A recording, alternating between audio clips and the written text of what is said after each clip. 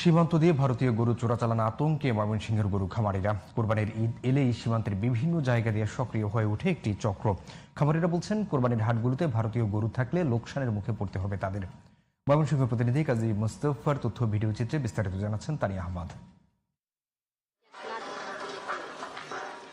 ভারতীয় গরু চোরাচালানের আতঙ্কে আছেন ময়মনসিংহের হালুয়াঘাট ও ধোবাউড়া সীমান্তের খামারিরা। গরুর খাদ্য ও পরিচর্যা খরচ বাড়ায় খামারি এবার কোরবানির গরুর কাঙ্ক্ষিত দাম পাওয়া নিয়ে রয়েছেন সংশয়ে।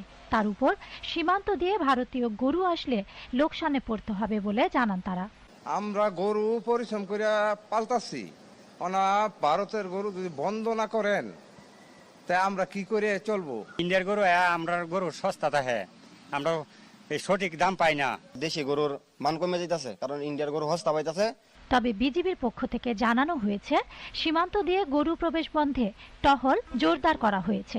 ঈদকে সামনে রেখে যাতে কোনো প্রকার ভারতীয় গরু যাতে আমাদের দেশে না আসতে পারে, সেই জন্য আমাদের টহল কার্যক্রম 24/7 একটা চালমান রয়েছে। এবং এই ক্ষেত্রে আমাদের যে সফলতার কথা বললাম, সেটা হচ্ছে প্রত্যেক দিন আমরা বেশ ভালো পরিমাণে গরু আমরা ধরতে পারছি। ময়মনসিংহের অতিরিক্ত পুলিশ সুপার জানান, গরু চোরাচালান রোধে বিশেষ নির্দেশনা দেওয়া হয়েছে সংশ্লিষ্ট থানাগুলোকে। আমরা তাৎক্ষণিকভাবে সংশ্লিষ্ট সকল থানাকে আমরা অবগত করি।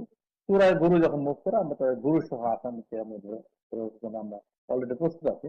ইতিমধ্যে আমরা কয়েকজন আসামিকে ধরেছি, কয়েকটা গরু উদ্ধার করেছি। ময়মনসিংহে এবছর কোরবানির জন্য পশুর চাহিদা 1,81,000, প্রস্তুত আছে 2,86,000 গবাদি পশু।